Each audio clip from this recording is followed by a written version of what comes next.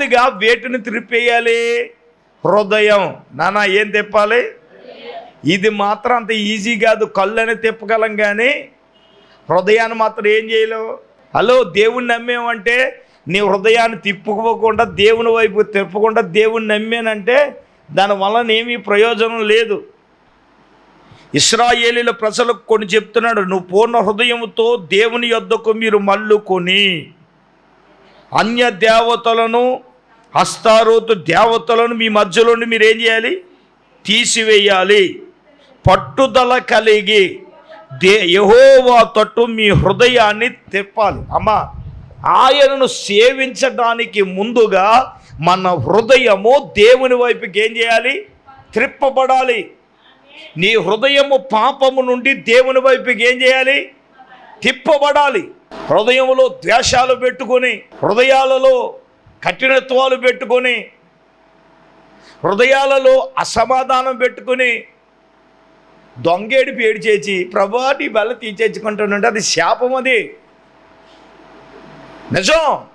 సీరియస్గా తీసుకోవాలి. ఇది అయోగ్యంగా తీసుకుంటే మీలో చాలామంది ఏమిటో బలహీనులని బైబిల్ చెప్తుంది. అయోగ్యంగా తీసుకున్నందుకు మీలో కొంతమంది ఏమైపోయారు? బలహీనులు, రోగులై ఉన్నారని వాక్యం చెప్తుంది. తెలుసా?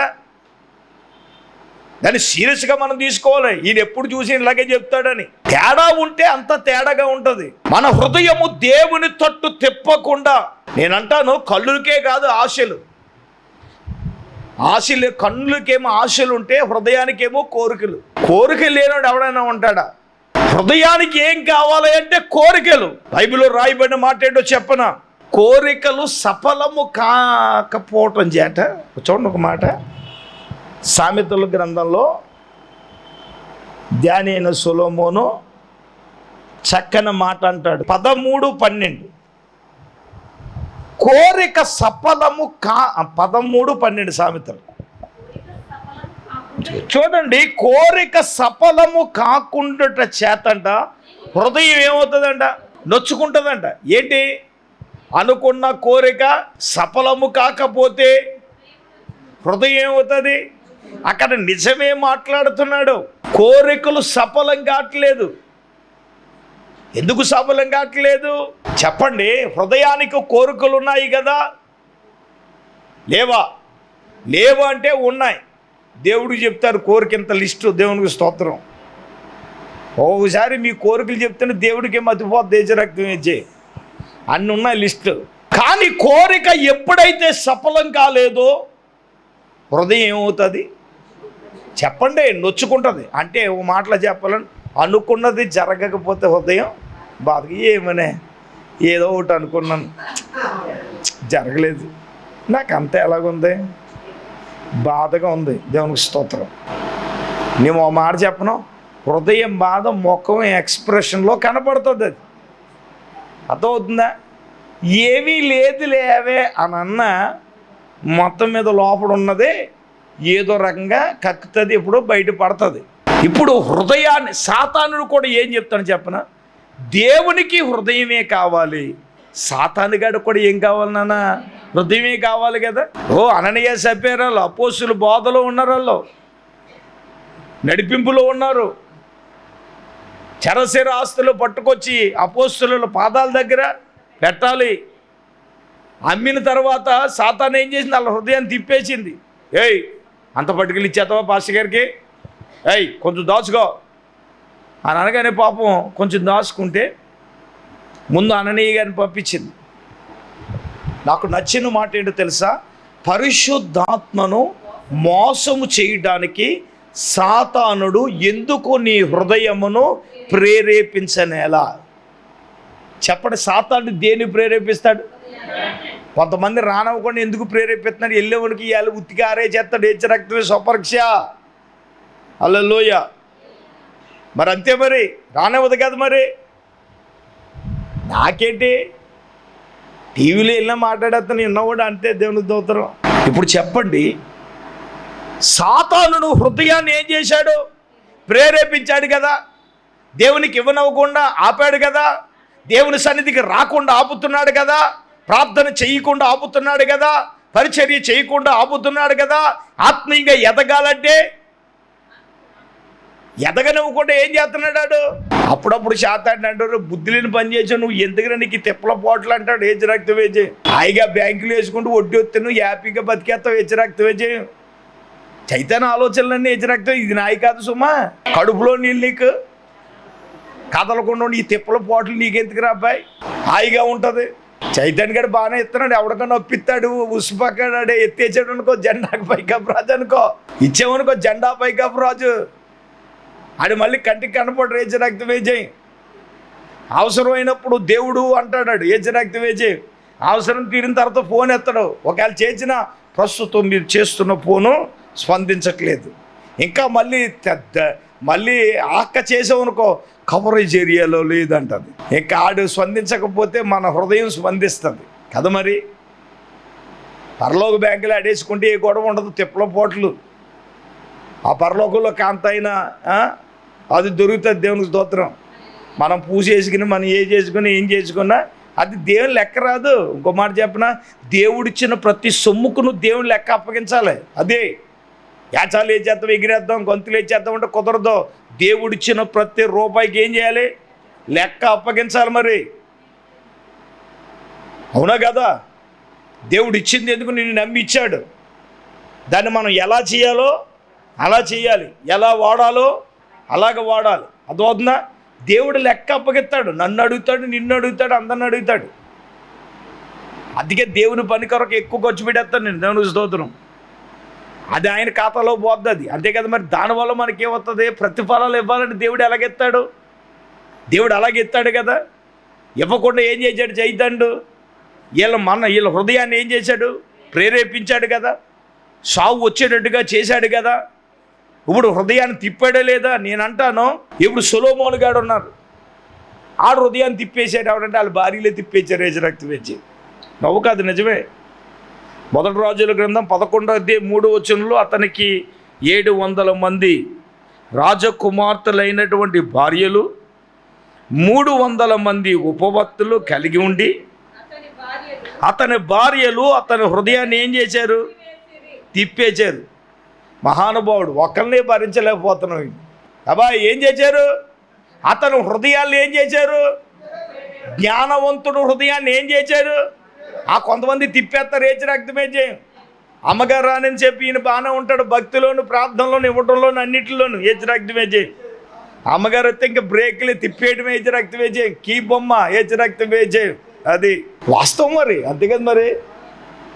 మరి ఈయన తిప్పేశారు కదా. మరి ఇప్పుడు దేవుని జ్ఞానం ఇచ్చాడు కదా. మరి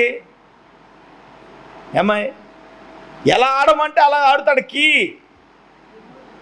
రిమోట్. దేవునికి స్తోత్రం. వీడికి దేవుని మీద ఉండదు, ప్రార్థన మీద ఉండదు, సన్నిధి మీద ఉండదు, పిల్ల మీద అంతకన్నా ఉండదు. ఏజ్ రక్తమే చేయండి. కుటుంబం మీద ఉండదు, ఎవరి మీద ఉండదు. తిప్పేసింది. మరి కీ ఎంత డేంజర్ అండి. సీరియస్ మ్యాటర్ అండి. ఇప్పుడు వీళ్ళందరూ దేని వైపు అన్య దేవతల వైపు ఎవరిని? సొలొమోన్ని అన్య దేవతల వైపు తిరిపేశారండి. ఎంత దౌర్భాగ్యం అండి. ఈయన ప్రపంచ చరిత్రలో ఇతను వంటి జ్ఞానవంతుడు మరొకడు లేడే. శాపదేశపు రానే తెలుసుకుని ఈయన జ్ఞానం గురించి వస్తే అటువంటి జ్ఞానవంతుడు ఏమైపోయాడు అబ్బాయి? అదికి జ్ఞానం ఎక్కువైతే అదే పాడు చేస్తా ఏజ్ రక్తమే చేయి. ఇప్పుడు వీళ్ళు ఏం చేశారయ్యా అంటే హృదయాన్ని తిప్పేశారు. అందుకే నా ప్రియులరా, మనము మన హృదయాన్ని ఏం చేయాలి తెలుసా? త్రిప్పివేసుకోవాలి. ఎవరి వైపుకు త్రిప్పుకోవాలి? మనం దేవుని వైపుకు త్రిప్పుకోవాలి నీ హృదయాన్ని. సరే, ఇంకా పరిగెట్టుకెళ్దాం. ఇంకా మనం వేటిని త్రిప్పుకోవాలంటే 2వ దినవృత్తాంతాల గ్రంథం 6వ అధ్యాయం 38వ వచనం చదువుదాం. తాము చెరలోనున్న దేశమందు పూర్ణ హృదయముతో మల్లుకుని తమ పితరులకు నీవిచ్చిన తమ దేశము మీదకని, తాము కోరిన ఈ పట్టణము మీదకని, నీ నామ ఘనత కొరకు నేను కట్టించిన ఈ మందిరం మీదకి మనసు త్రిప్పి విన్నపము చేయాలి. దేవునికి స్తోత్రం. మూడవదిగా దేని తిప్పాలి? 1 కన్నులు తిప్పాలి. అందరూ చెప్పండి ఏంటి? ఇప్పుడు షేక్ హ్యాండ్ చెప్పండి. ఇందాక మర్చిపోయి చెప్పడం. నీ హృదయాన్ని దేవుని వైపు త్రిప్పాలని చెప్పండి. మాట్లాడండి. నీ హృదయాన్ని దేవుని వైపు త్రిప్పాలని చెప్పండి. రైట్. ఇప్పుడు 3, దేవుని మందిరం వైపు ఏం తిప్పాలి చెప్పేయండి. చెయ్యట్టుకుని చెప్పండి. ఏం తిప్పాలమ్మా? కళ్ళులైనా తిప్పొచ్చు కానీ అబ్బాయి, హృదయాన్నైనా తిప్పొచ్చు కానీ మనసును మాత్రం చెప్పండి. నువ్వే అంటావు కదా ఇరిగితే అతుక్కోదని. ఏంటి? మనసు ఇరిగితే నాకు ఇరిగిపోయింది, ఇంకంతే నేను వదిలేస్తాను ఇచ్చి రక్తం వేసి. ఇంక నీకు నాకు మాటలేవు. అయ్య బాబోయ్, మనసు ఇరిగిపోతే అతుక్కోదా? ఇచ్చి రక్తం వేసి ఎన్నిసార్లు ఇరిగిపోలేదు, ఎన్నిసార్లు అతుక్కోలేదు అనుకుంటాం. ఇరిగిపోయినప్పటికీ నేను వదిలేద్దాం అనుకుంటావు. దేవునికి స్తోత్రం. వద్దు వెళ్తుందా? ఆడంటాడు వెళ్ళిపోమంటాడు దేవునికి స్తోత్రం. మళ్ళీ కాసేపు కదా ఎందుకు వెళ్ళాలి? నేను కట్నం నుంచి కొనుక్కున్నాను. ఒక ఆవిడ దెబ్బలాడేస్తుంది వేసినావు. రే నేను 5 లక్షల నుంచి కొనుక్కున్నాను, వెళ్ళిపోవటాకేంటి? నీకు ఎంత చూస్తాను ఇక్కడ నుండి అంటుంది. పాపం వెళ్ళిపోతే వదిలించేసుకుందాం హ్యాపీ. దేవునికి స్తోత్రం. అందుకే నేను అన్నాను, మొన్న అన్నాను కదా, ఏ విషయంలో తప్పు ఒప్పుకోరు కానీ మాత్రం ఒక విషయంలో మాత్రం తప్పు ఒప్పుకుంటారు. ఏంటి చెప్పండి? నిన్ను చేసుకుని నేను చాలా పెద్ద తప్పు చేశాను. చూడండి, మనస్సును త్రిప్పివేయడం. ఇక్కడ దేని వైపు అంటే నువ్వు దేవుని మందిరం వైపు నీ మనస్సు త్రిప్పుకొని నువ్వేం చేయాలి? విజ్ఞాపనం చేయాలి. ప్రార్థన చేసినప్పుడు ఏం చేయాలి నాన్న? మనస్సు త్రిప్పుకొని నువ్వేం చేయాలి? దేవుని వైపు విజ్ఞాపనం చేయాలి. మనసు తిప్పుకోకుండా ఏది మనం వచ్చింది ఏది? మనసు తిప్పుకుని పశ్చాత్తాపంతో స్వపరీక్ష రాత్రి రోజైనా కన్నీళ్ళు కార్చి మనం ఏడ్చింది ఏదండి? పశ్చాత్తాప హృదయంతో ఏడవాలి కదా. కొన్ని సంఘాలు ఉంటే నాన్న కన్నీళ్ళు లేకుండా, పశ్చాత్తాపం లేకుండా బల్ల ఖచ్చితంగా ఎవరు తెలుసా? లేపేస్తారు. వాళ్ళు ఎవరైనా కానివ్వండి, పొమ్మంటారు బయటికి. అటువంటి సంసిద్ధత లేని వాళ్ళు పొమ్మంటారు బయటికి. మనసులు తిప్పుకోవాలి. ఎలా పడితే అలా బల తీసుకోకూడదు. మనస్సు త్రిప్పుకుని దేవుని మందిరములో ఏం చేయాలి? మనం రోధించి విజ్ఞాపనం చేయాలి. ఈ రాత్రి ప్రభువా ఏం వాక్యం చెప్పాలంటే ఈ వాక్యం చెప్పమన్నాడు. మనస్సులు త్రిప్పుకోవాలి. చూడండి, మరొక మాట నేను జ్ఞాపకం చేస్తాను. ఇర్మియా గ్రంథం 31వ అధ్యాయము 18వ వచనం. ఓకే.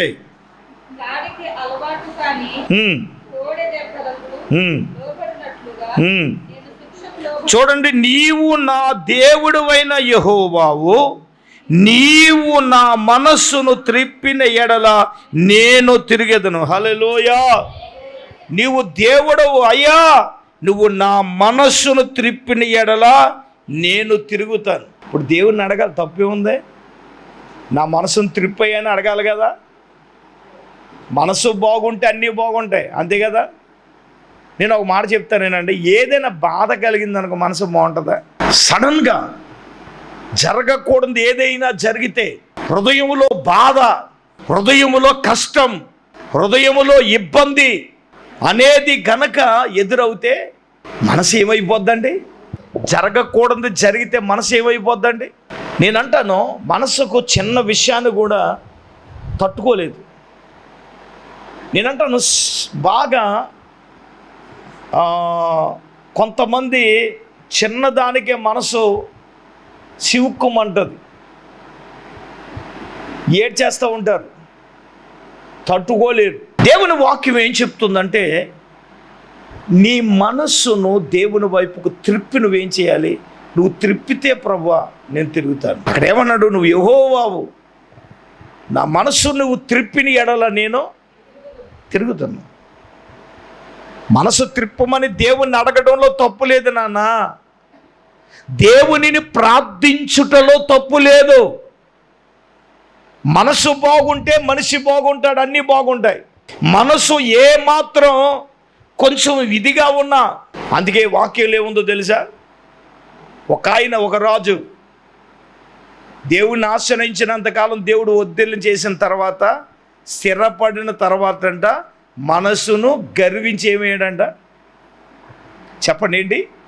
మనస్సును ఏమివ్వాలి? నేనేమంటాను, కృప ఇవ్వాలి, ఇస్తాడు దేవుడు తల్లి.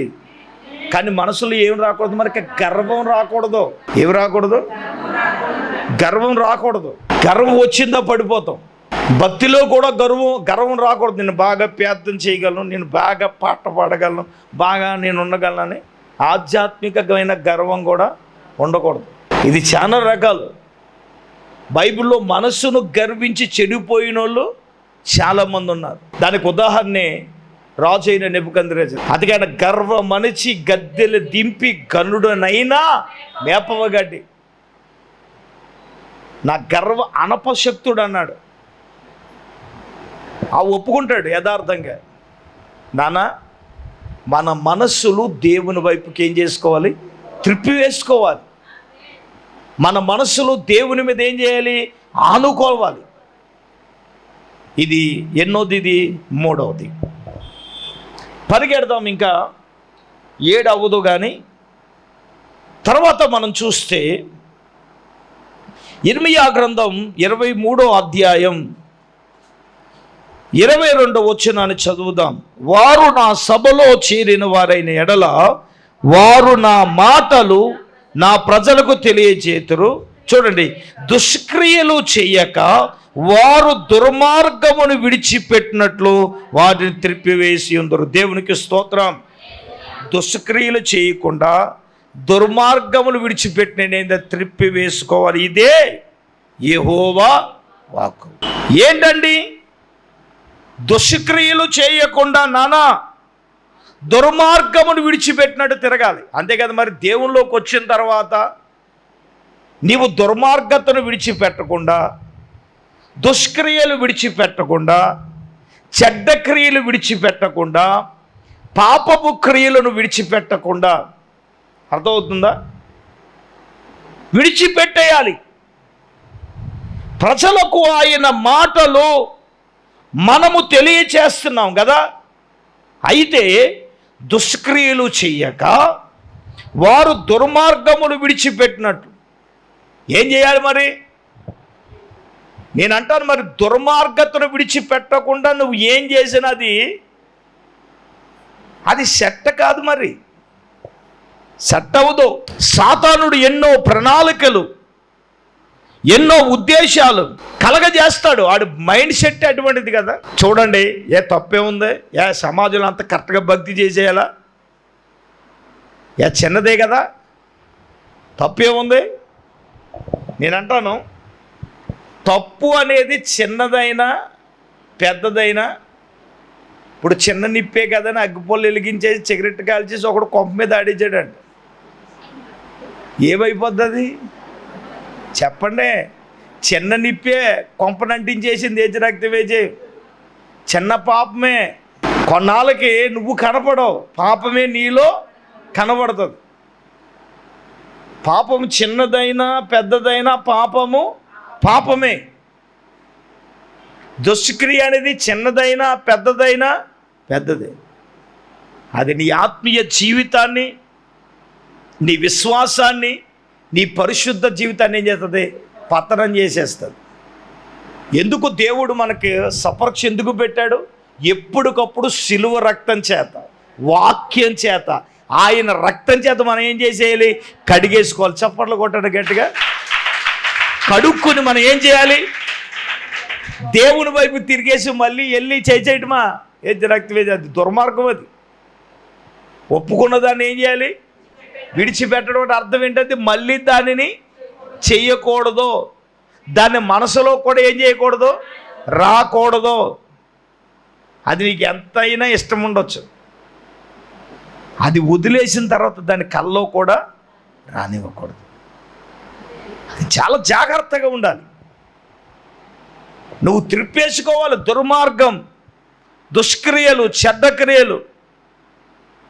సాతానుడండి ఈ లోకంలో వాడు చాలా అలజడి చేస్తూ ఉంటాడు, చాలా ఇది చేస్తూ ఉంటాడు. వాస్తవంగా ఒక విషయాన్ని మీ ముందు పెట్టి నేను ముందుకు వెళ్తాను, సమయం అవుతూ ఉంది కాబట్టి. దుష్క్రియలు, చెడ్డ క్రియలు చేయకుండా నువ్వేం చేయాలి చెప్పండి? విడిచిపెట్టి తిరగాలి దేవుని వైపు. దేవునికి స్తోత్రం. చెప్పండి గట్టిగా హల్లెలూయా. ఇంకా ఏం చేయాలి తెలుసా? మలాకీ గ్రంథం 2వ అధ్యాయం 6వ వచనం. సత్యము గల ధర్మశాస్త్రమును బోధించుచు దుర్బోధన ఏమాత్రమును చెయ్యక సమాధానమును బట్టి యథార్థతను బట్టి నన్ను అనుసరించి నడుచుకొనిన వారి దోషము నుండి అనేకులు త్రిప్పిరి. అమ్మా, దోషము నుండి మనం ఏం చేయాలి? దోషము నుండి త్రిప్పివేయబడాలి. అక్కడ ఉన్నాడు నీతి, సమాధానం, యథార్థత, నన్ను అనుసరించి నడవడం. అక్కడ చాలా విషయాలు ఉన్నాయి.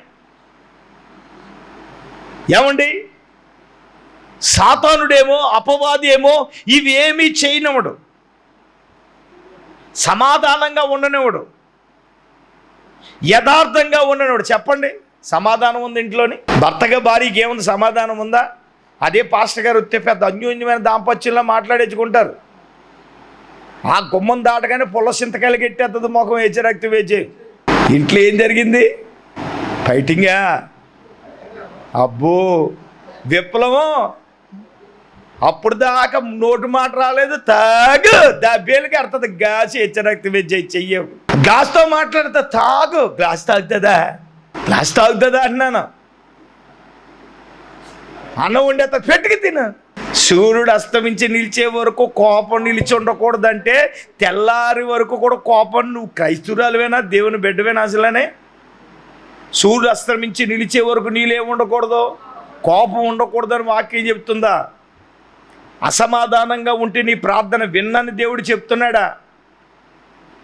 నీ భర్తతోనే కాదు, నీ అత్తగారితో అయినా సరే, ఎవరితో అయినా సరే అసమాధానం అనేది. నేను ఒక మాట చెప్పనా? సాతానుగాడు అసమాధానాన్ని కలగజేసేవాడు ఎవడు తెలుసా? సాతానుగాడే. అందుకే సమాధానాన్ని వెతికి ఏం చేయాలి? వెంటాడమని చెప్తుంది. ఇంకో మాట అన్నారు అక్కడ, యథార్థత అన్నారు. ఇవన్నీ కూడా మీరు నడుచుకున్న వారే దోషము నుండి త్రిప్పవాలి. ఇప్పుడు మనం ఏం చేయాలి? ఇప్పుడు ఈ పాయింట్ ఏంటంటే అనేక మందులు తిప్పాలి. అదే మినిస్ట్రీ. ముందు నువ్వు తిరిగితే అనేక మందులు తిప్పుతావు, అంతే కదా? నీకు వంట చేయడం సరిగ్గా వస్తే అతనికి నేర్పుతావు. దేవునికి స్తోత్రం. నీకే పప్పు ఎలా వండాలో తెలియదు, ఏజరాక్టివేజే. మా ఇద్దరు యూట్యూబ్ వచ్చిందంట, దేవునికి స్తోత్రం. స్టవ్ ఎలా వెలిగించాలో కూడా యూట్యూబ్లో చూసి వెలిగించింది పెద్ద మనిషి. ఇంకా పప్పు ఎలా వండుతుంది? ఏమంటే సత్యవతి గారు, వండిన యూట్యూబ్ పప్పు ఎలాగుంటుంది? అది ఆడంటాడు తగినంత ఉప్పు వేయమంటాడు. ఆ తగినంత ఏదో దీనికి తెలియదు, అంత చేతికొచ్చింది వేసేసింది. ఏరా వినయ్, ఎలాగుంటుంది పప్పు? పప్పు కాదు, ఉప్పది. పప్పు కాదు, అది ఏంటది? చెప్పండి గట్టిగా మరి. పప్పు కాదు, ఉప్పు. తింటాడా? ఆడేమో వంటలు మెత్తినాడు, దేవునికి స్తోత్రాడు. నెంబర్ 1 వంటలు వేసేరక్తవేజే. ఆడికి టేస్ట్ ఏంటో తెలుసు. ఆడికి అలా ఆవిడ చేత వంటలు చేసింది తినాలని. ఇప్పుడు ఏంటంటే రియల్గా మనం తిరిగినప్పుడే అనేక మందిని తిరపగలం. దోషము నుంచి ముందు మనం తిరగాలి. మన కన్నులు తిప్పుకోవాలి, హృదయాన్ని తిప్పుకోవాలి, మనసును తిప్పుకోవాలి, దోషక్రియలు చేయకుండా తిప్పుకోవాలి. అనేక మందిని తిప్పాలి కదా.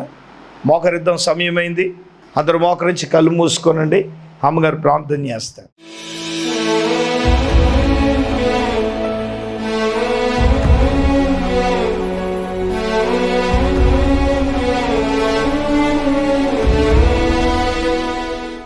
స్తోత్రం స్తోత్రం స్తోత్రం స్తోత్రం స్తోత్రం స్తోత్రం స్తోత్రం స్తోత్రం స్తోత్రం. పరిశుద్ధుడైన తండ్రి, మహోన్నతుడా, నీకు వందనాలు ప్రభా, స్తోత్రాలు నైనా. ఈ రాత్రి ప్రభా యొక్క ఉపవాస కూడికలో నిదాసులను అభిషేకించి ప్రభా నీ వాక్యము ద్వారా మీరు మాతో మాట్లాడినందులకే స్తోత్రాలు తండ్రి. వ్యర్థమైన వాటిని చూడకుండగా ప్రభా మా కన్నులు నీ వైపుకి త్రిప్పివేసుకోవాలని తండ్రి నీకు వందనాలు ప్రభా. అవును నాయనా, ఈ లోకములో ఉన్నదంతా శరీరాస, నేత్రాస, జీవపు డంబము. ఇవి తండ్రి వలన పుట్టినవి కావు, లోక సంబంధమైనవే అని నీ వాక్యం సెలవిస్తుంది తండ్రి. నీకు వందనాలు అయ్యా. నాయనా, ఈ లోకములో ఉన్న వ్యర్థమైన వాటిని అయ్యా చూడకుండగా మా కన్నులను మేము కాపాడుకుని ప్రభా అయ్యా నిన్ను చూసే నేత్రాలను మాకు దయచేయమని ప్రార్థిస్తూ ఉన్నాను తండ్రి. నా ప్రభా నీకు వందనాలు నాయనా. మా హృదయము నీ వైపుకి త్రిప్పబడాలని ప్రభా ఇశ్రాయేలీల ప్రజలకు నైనా నువ్వు చెప్తూ ఉన్నావు తండ్రి, నీకు వందనాలు. అయ్యా నాయనా, విగ్రహముల వైపుకి మీ మనస్సు త్రిప్పుకోకుండా అయ్యా మీ హృదయాలను నాయన ఆయన వైపుకి త్రిప్పుకోమని మాట్లాడుతున్నావు తండ్రి, నీకు వందనాలు. అయ్యా మా హృదయము నీ వైపుకి త్రిప్పబడాలి ప్రభా, నీకు వందనాలు. అయ్యా నా తండ్రి నీకు స్తోత్రాలు ప్రభా. హృదయము అన్నిటికంటే మోసకరమైనది, అది ఘోరమైన వ్యాధి కలదని వాక్యము సెలవిస్తుంది. యేసయ్యా నీకు వందనాలు ప్రభా. మా హృదయము నీ వైపుకి త్రిప్పబడాలి తండ్రి. అయ్యా ఈ రాత్రి ప్రభా నాయన మా హృదయాలు వేటిని చూస్తున్నాయో నాయన, వేటిని కోరుకుంటున్నాయో ప్రభా. అయ్యా నాయన నీ వైపుకు మా హృదయాలు త్రిప్పబట్టడానికి సహాయము దయచేయండి నా ప్రభా, నీకు వందనాలు. మూడవదిగా మా మనస్సును నాయన నీ వైపుకి త్రిప్పుకోవాలని ప్రభా, నీకు వందనాలు. యేసయ్యా నీకు స్తోత్రాలు తండ్రి. అయ్యా నాయన నీకు స్తోత్రములు ప్రభా. మా మనస్సు నాయన ఈ లోకంలో దేనిని ఆశించకూడదు ప్రభా. అయ్యా నాయన మా మనస్సంతా కూడా ప్రభా నీ వాక్యముతో నింపబడాలి. అయ్యా నాయన నా తండ్రి నీకు స్తోత్రాలు. నీ వైపుకే త్రిప్పబడాలి తండ్రి. అటువంటి కృప మాకు దయచేయమని ప్రార్థన చేస్తూ ఉన్నాను తండ్రి. అయ్యా నాయనా నా తండ్రి, యథార్థముగా నడుచుకున్నట్టు అయ్యా నాయన సమాధానము కలిగి యథార్థతను కలిగి ప్రభా నీలో నడుచుకుని దుష్క్రియలు చేయకుండగా ప్రభా అనేక మందిని నీ వైపుకి త్రిప్పేవారముగా అయ్యా నాయన దుష్క్రియలు చేయకుండగా ప్రభా సమాధానాన్ని వెతికి వెంటాడేవారుగా నాయన నీతో నాయన యథార్థతను కలిగి నడుచుకునేవారిగా మేముండటానికి సహాయము దయచేయండి. ఈ రాత్రి 4 విషయాలు మీరు మాతో మాట్లాడారు ప్రభా. అయ్యా వ్యర్థమైన వాటిని చూడకూడదు ప్రభా, నీ కొందనాలు. అలాగే నాయన హృదయము నీ వైపుకి త్రిప్పబడాలి తండ్రి, నీ కొందనాలు. మా మనస్సు నీ వైపుకి మల్లుకోవాలి ప్రభా, నీ కొందనాలు. అయ్యా దుష్క్రియలు చేయకూడదు ప్రభా, యథార్థతను కలిగి ప్రభా సమాధానముతో ప్రభా నీతో కలిసి నడవాలని ప్రభా, నీ కొందనాలు. అయ్యా నా తండ్రి దుష్క్రియల నుండి ప్రభు అనేక మందిని నీ వైపుకి నడిపించాలని నీ వాక్యము ద్వారా మీరు మాతో మాట్లాడారు తండ్రి. విత్తబడి మాటలు మా హృదయాల్లో భద్రపరచుకోవటానికి నీ వాక్యమునకు ఉపదేశానికి మమ్మల్ని మేము అప్పగించుకుని ప్రభా వాక్యానుసారంగా నడుచుకోవటానికి సహాయం దయచేయండి. ఈ రాత్రి వచ్చిన బిడ్డలందరినీ బలపరిచి మీరే మహిమ పొందమని యేసయ్య పరిశుద్ధ నామములో ప్రార్థన చేసి అడిగి వేడుకొంచున్నాం మా పరమ తండ్రి, ఆమేన్. తండ్రి కుమార పరిశుద్ధాత్మతో ఏకదేవులు ప్రభు బిడ్డలారు ఇక్కడ కూడిన వరకు సదాకాలం తోడైనగాక. ఆమేన్. ఆమేన్.